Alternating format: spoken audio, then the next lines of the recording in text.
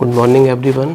मैं डॉक्टर गोपाल शर्मा एक बार पुनः आपका इस ऑडियो क्लासेस में हार्दिक स्वागत करता हूं। दोस्तों, आज हम ये जानेंगे, जैसा कि हम पहले आपको बता चुके हैं कि पॉलिटिकल साइंस में करीब 30% हिस्ट्री भी है, यानी पॉलिटिकल साइंस सब्जेक्ट आपको करीब 30% हिस्ट्री भी देता है। तो भारतीय राष्ट्रीय आंदोलन जो कि एक महत्वपूर्ण टॉपिक है, हिस्ट्री में भी है, पॉलिटिकल साइंस में भी है, उसको समझने के लिए हम उसको 4 भागों में डिवाइड कर सकते हैं। पहला पार्ट यह है कि भारत के संवैधानिक विकास के इतिहास को हम 2 भागों में बांट सकते हैं। एक तो ईस्ट इंडिया कंपनी के अधीन भारत का शासन और एक ब्रिटिश संसद के अधीन भारत का शासन। जैसा कि आप जानते हैं कि 31 दिसंबर 1600 ईस्वी को रानी एलिजाबेथ द्वितीय ने ईस्ट इंडिया कंपनी की स्थापना की और भारत में 15 वर्षों के लिए व्यापार की अनुमति दी। तो इस तरीके से ईस्ट इंडिया कंपनी के अधीन भारत का शासन रहा, जिसमें 1773 के रेगुलेटिंग एक्ट से लेकर 1853 के चार्टर एक्ट तक ईस्ट इंडिया कंपनी के अधीन भारत का शासन रहा। यानी ब्रिटिश सरकार का नियंत्रण ईस्ट इंडिया कंपनी पर था। यह भारत पर शासन न होकर ब्रिटिश संसद का ईस्ट इंडिया कंपनी पर शासन था, जिसमें 1773 का रेगुलेटिंग एक्ट, 1784 का पिट्स इंडिया एक्ट, 1813 का चार्टर एक्ट, 1833 का चार्टर एक्ट, 1853 का चार्टर एक्ट। उसके बाद 1857 में क्रांति हुई। उस क्रांति के बाद ईस्ट इंडिया कंपनी का शासन भारत से समाप्त हो गया और ब्रिटिश सम्राट के प्रत्यक्ष नियंत्रण में भारत का शासन आ गया। तो 1858 के एक्ट के अनुसार भारत का शासन, 1861 का एक्ट, 1813 का एक्ट, 1833 का एक्ट, 1892 का एक्ट, 1909 का एक्ट, 1919 का एक्ट, 1935 का भारतीय शासन अधिनियम और अंत में 1947 का स्वतंत्रता अधिनियम। तो इस तरीके से भारत के संवैधानिक विकास को हम 2 पार्ट में बांट सकते हैं, एक ईस्ट इंडिया कंपनी के अधीन भारत का शासन और दूसरा ब्रिटिश संसद के अधीन भारत का शासन। तो एक तो हम भारतीय राष्ट्रीय आंदोलन को इस रूप में पढ़ते हैं कि 2 भागों में बांट लिया। दूसरा क्या है? दूसरा हम ये कह सकते हैं कि 1885 में जब कांग्रेस की स्थापना हुई, 28 दिसंबर 1885 में बंबई में कांग्रेस की स्थापना हुई। तो 1885 में कांग्रेस की स्थापना से लेकर 1905 तक का ये जो पीरियड है, उसको उदारवादी युग कहा जा सकता है, नरम दल कहा जा सकता है। इसके जो प्रमुख लीडर थे वो फिरोज शाह मेहता, गोपाल कृष्ण गोखले, सुरेंद्रनाथ बनर्जी, ये थे। दूसरा पार्ट है 1905 से लेकर के 1919 तक का पीरियड। इसे उग्रवादी भी कहा जा सकता है, अनुदारवादी भी युग कहा जा सकता है या गरम दल भी कहा जा सकता है। इसमें लाल बाल पाल की महत्वपूर्ण भूमिका थी। और तीसरा जो पीरियड आता है वह 1919 से लेकर के 1947-48 तक है, जिसे गांधी युग कहा जाता है। तो पूरे नेशनल मूवमेंट को हम 3 भागों में डिवाइड कर सकते हैं। तो जब 3 भागों में 1885 से लेकर 1947 तक पूरी सीक्वेंस तरीके से घटनाएं आती हैं, तो एक हम पूरे इंडियन नेशनल मूवमेंट को इस 3 रूप में पढ़ सकते हैं। यानी कांग्रेस की स्थापना से लेकर उसको 3 भागों में डिवाइड कर सकते हैं, उदारवादी, उग्रवादी और गांधी युग में। तो एक तरीके से ये पूरा इंडियन नेशनल मूवमेंट है, वो पूरा कवर हो जाता है। तीसरा पार्ट इसका एक है कि गवर्नर जनरल और वायसराय का पूरा स्टडी किया जाए। अब चूंकि ईस्ट इंडिया कंपनी का कार्यक्षेत्र सबसे पहले बंगाल रहा, तो बंगाल में ब्रिटिश सरकार ने गवर्नर की भी नियुक्ति की और गवर्नर हेजेस पहले गवर्नर बनाए गए, उसके बाद क्लाइव बने। तो क्लाइव से लेकर के फिर गवर्नर जनरल की प्रक्रिया शुरू हुई, यानी बंगाल के गवर्नर को गवर्नर जनरल बना दिया गया 1833 के एक्ट में। लॉर्ड विलियम बेंटिंग पहले गवर्नर जनरल बनते हैं। उसके बाद 1858 की क्रांति हुई। 1858 के एक्ट में गवर्नर जनरल के पद को समाप्त कर दिया गया और वायसराय का पद नया सृजित कर दिया गया। लॉर्ड कैनिंग भारत के पहले वायसराय बने। उसके बाद लॉर्ड माउंटबेटन और चक्रवर्ती राजगोपालाचारी तक एक लंबी श्रृंखला है गवर्नर, गवर्नर जनरल, वायसराय की। तो उनसे जो भी घटनाएं जुड़ी हुई हैं, एक हम उस रूप में भारतीय राष्ट्रीय आंदोलन को पढ़ते हैं। और चौथा रूप यह है कि भारत के संविधान सभा का जो निर्माण हुआ था, संविधान सभा के गठन से लेकर के और किस तरीके से संविधान निर्माण की प्रक्रिया शुरू हुई। जैसे 1895 में स्वराज विधेयक बाल गंगाधर तिलक ने दिया, उसमें संविधान सभा की मांग की गई। उसके बाद 1922 में महात्मा गांधी ने कहा कि भारतीय अपने भाग्य का निर्धारण स्वयं करेंगे। 1924 में स्वराज पार्टी ने भी संविधान की मांग की, संविधान सभा की मांग की। 1928 में नेहरू रिपोर्ट जो मोतीलाल नेहरू के द्वारा बनाई गई थी, उसमें भी संविधान सभा की मांग की गई। 1936 के लखनऊ अधिवेशन, जिसकी अध्यक्षता पंडित नेहरू ने की थी, उन्होंने कांग्रेस के मंच से पहली बार संविधान सभा के गठन की मांग ब्रिटिश सरकार से की। 1940 में निम्नलिखित प्रस्ताव, जिसे अगस्त प्रस्ताव भी कहा जाता है, उसमें भी संविधान सभा की मांग की गई। 1942 में क्रिप्स मिशन भारत आया, उसमें भी संविधान सभा गठित करने की बात कही गई थी ब्रिटिश सरकार के द्वारा। 24 मार्च 1946 को कैबिनेट मिशन आया भारत, जिसमें sir Patrick Lawrence, A B Alexander, sir Stafford Cripps थे। इसमें भी संविधान सभा की बात कही गई। इसमें दो प्रस्ताव रखे गए, एक संविधान सभा का गठन होगा और दूसरा अंतरिम सरकार की स्थापना होगी। तो 2 सितंबर 1946 को पंडित नेहरू के नेतृत्व में 14 सदस्यीय अंतरिम सरकार का गठन होता है। तो यानी हम 4 रूपों में पूरे भारतीय राष्ट्रीय आंदोलन को समझ सकते हैं।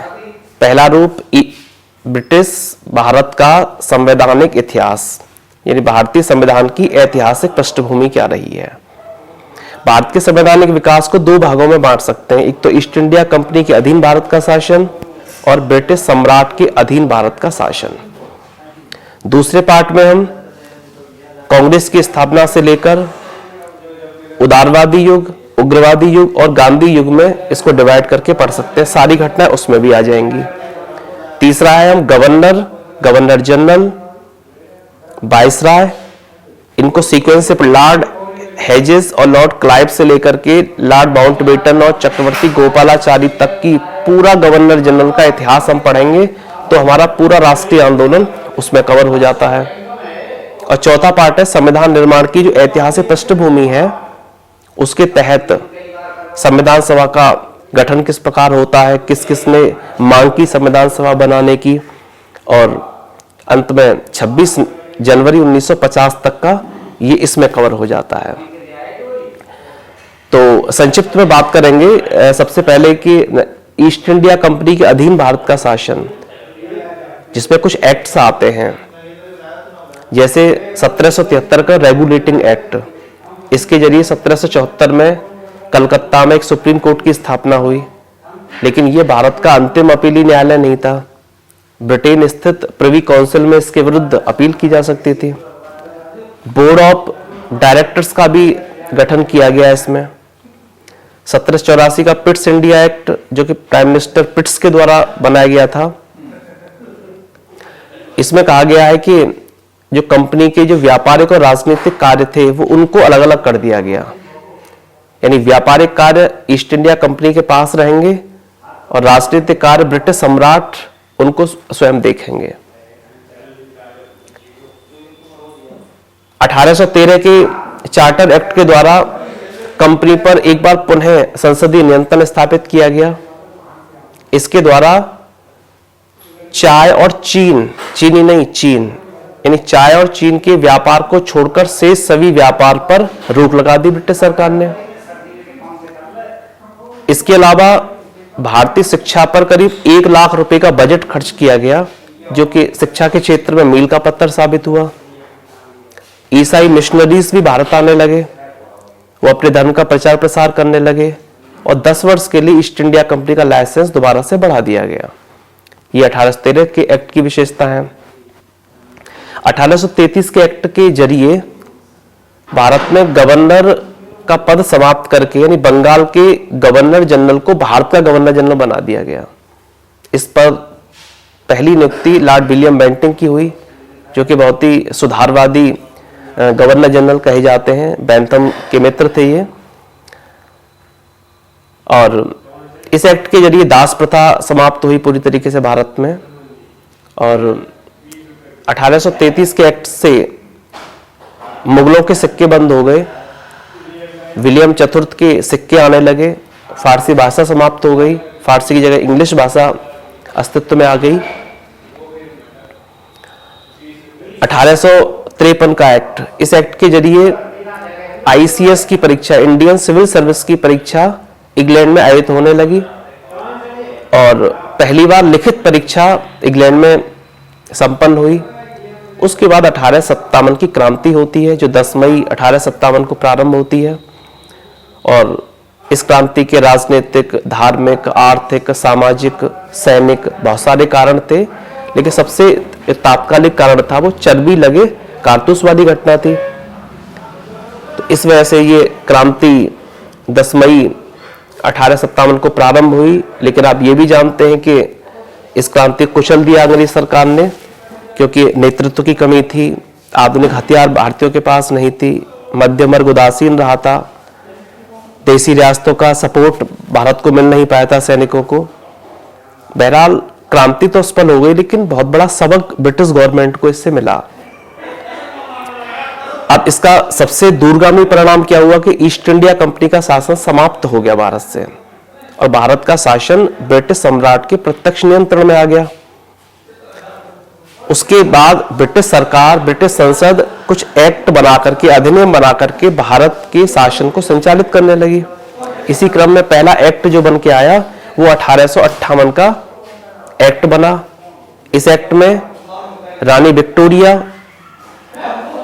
का घोषणा पत्र लॉर्ड कैनिंग ने पढ़कर सुनाया इलाहाबाद के मिंटो पार्क में। उन्होंने कहा कि देशी रियासतों के साथ यथास्थिति का समझौता किया जाएगा, भारतीयों के सामाजिक धार्मिक मामलों में कोई हस्तक्षेप नहीं किया जाएगा, गोद लेने की प्रथा को समाप्त किया जाएगा, डलहौजी ने जो राज्य हड़पने की नीति बनाई थी उसको भी समाप्त किया जाएगा।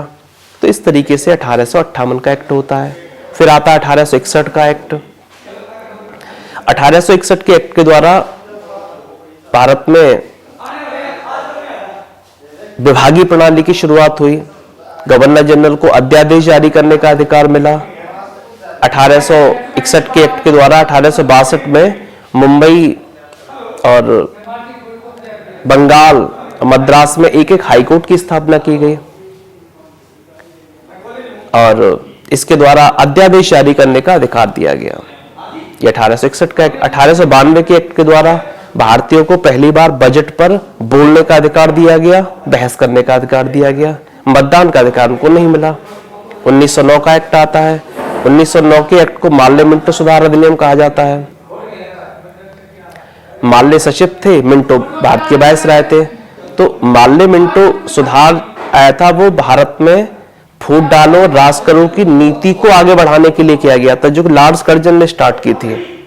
1905 में बंगाल का विभाजन करा दिया उसने। तो इस तरीके से ये मुसलमानों को आरक्षण दिया गया, अलग सांप्रदाय के आधार पर इनका अलग निर्वाचन क्षेत्र बना दिया गया। तो इसमें सांप्रदायिकता की नींव पड़ी, जो कि अंततः भारत विभाजन के लिए उत्तरदायी रही। ये 1909 का एक्ट हो गया। फिर 1919 का भारतीय शासन अधिनियम आता है। इसको उत्तरदायी शासन की स्थापना हुई, संसदीय शासन प्रणाली की स्थापना हुई, इसमें उच्चायुक्त का गठन इसमें किया गया। एक लोक सेवा आयोग की स्थापना की गई, संसदीय समितियों की इसमें स्थापना की गई, लोक सेवा लोक लेखा परीक्षक का एक पद सृजित किया गया और इन सबसे बढ़कर द्वैध शासन की स्थापना भारत में की गई है। द्वैध शासन का मतलब होता है दोहरा शासन। द्वैध शासन के जनक कायोनिल कार्टिस थे।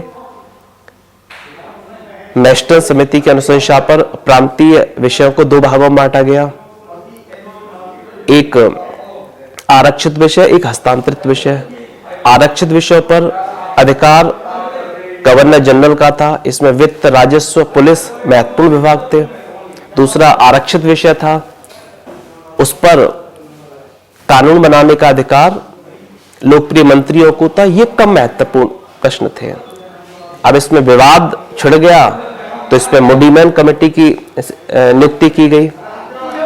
तो इस तरह द्वैध शासन था, एक गवर्नर जनरल का शासन, दूसरा भारतीय मंत्रियों का शासन। इस पर भी वीटो पावर का प्रयोग करता था गवर्नर जनरल। 1919 के एक्ट के द्वारा ही केंद्रीय विधान परिषद को दो भागों में बांटा गया।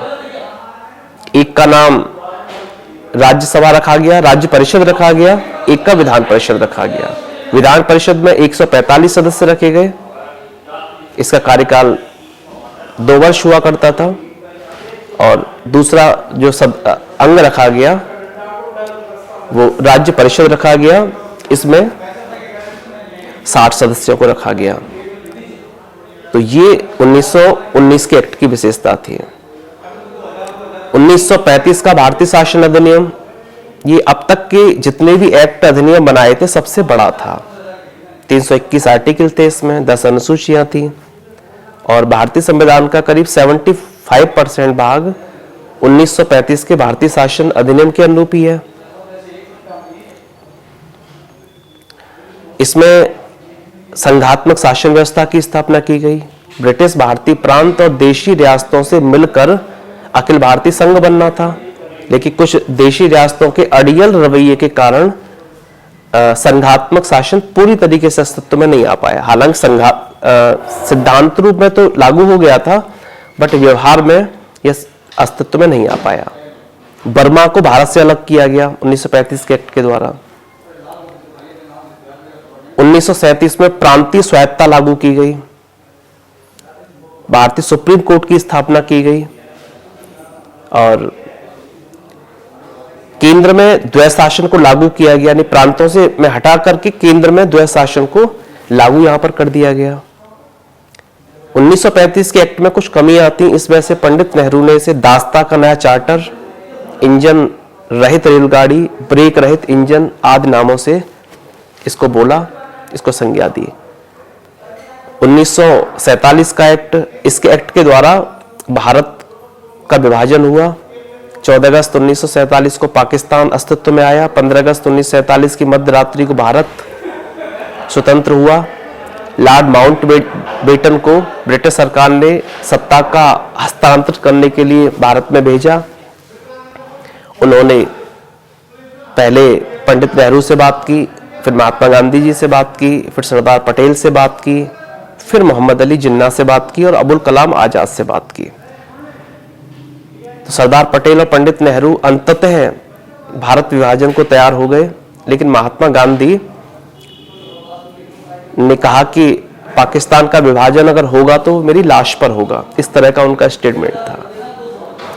तो इस तरीके से यह सभी अधिनियम हैं।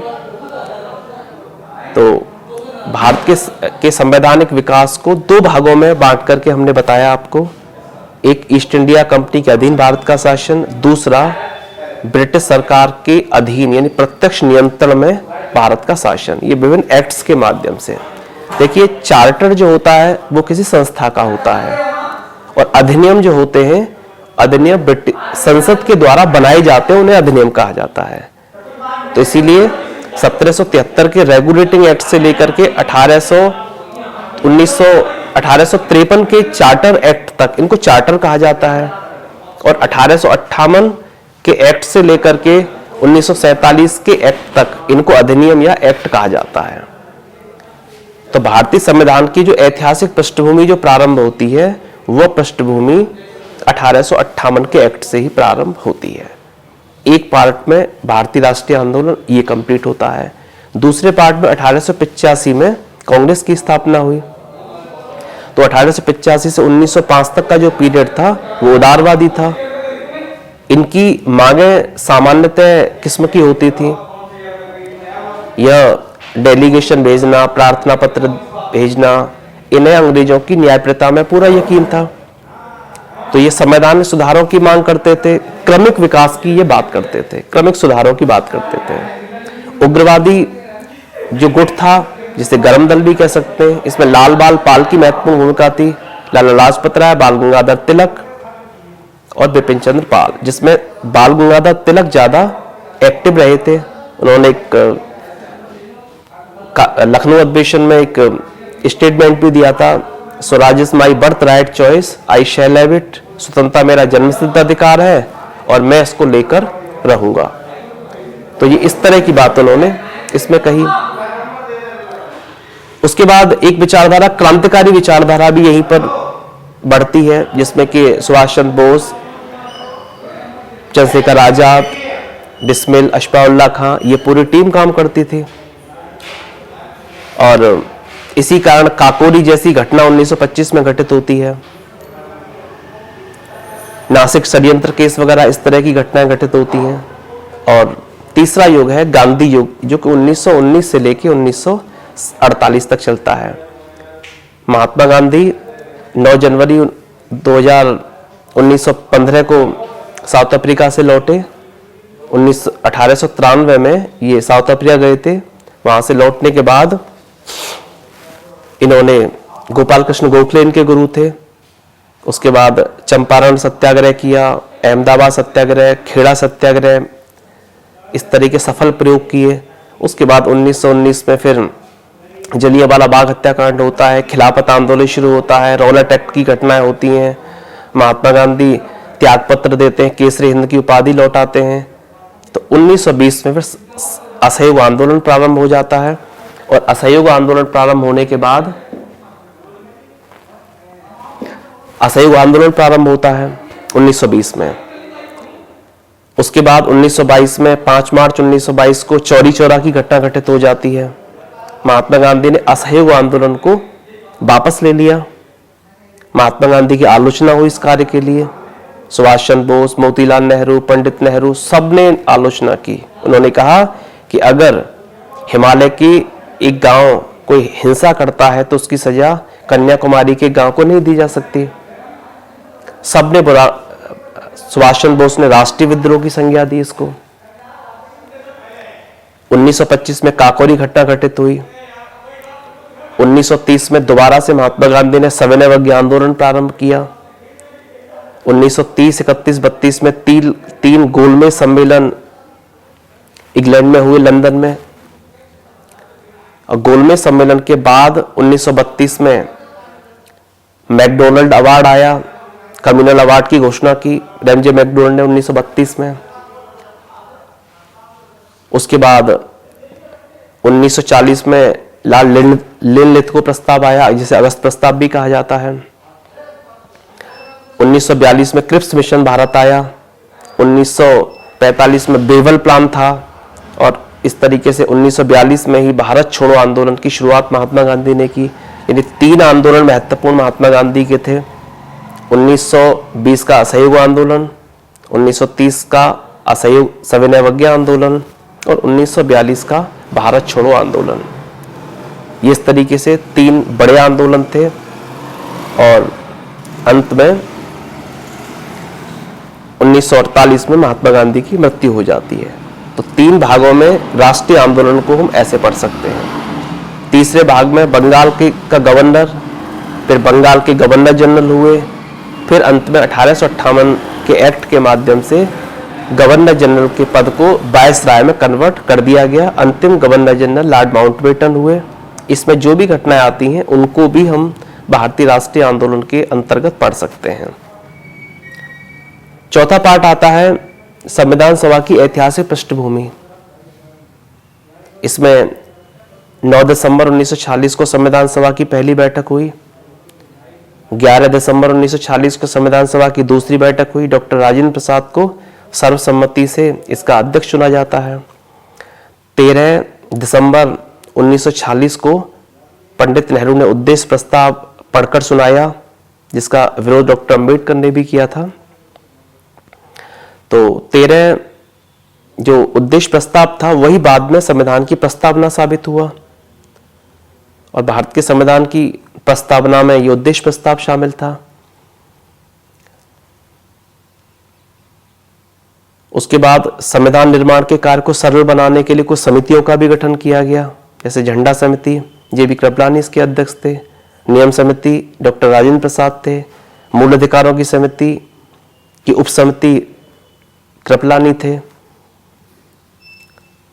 और राज्यों का पुनर्गठन करने वाली समिति थी, सरदार पटेल इसके अध्यक्ष थे।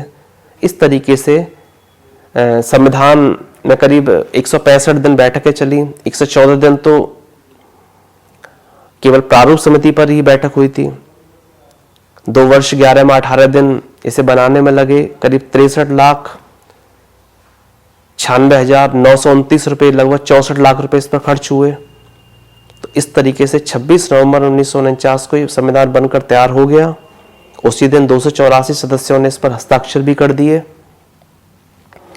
और उसी दिन करीब 395 अनुच्छेदों में से 15 अनुच्छेद उसी दिन लागू भी कर दिए गए, जैसे नागरिकता है, आपातकालीन प्रावधान है, संक्रमणकालीन उपबंध हैं, ये उसी दिन से लागू कर दिए गए।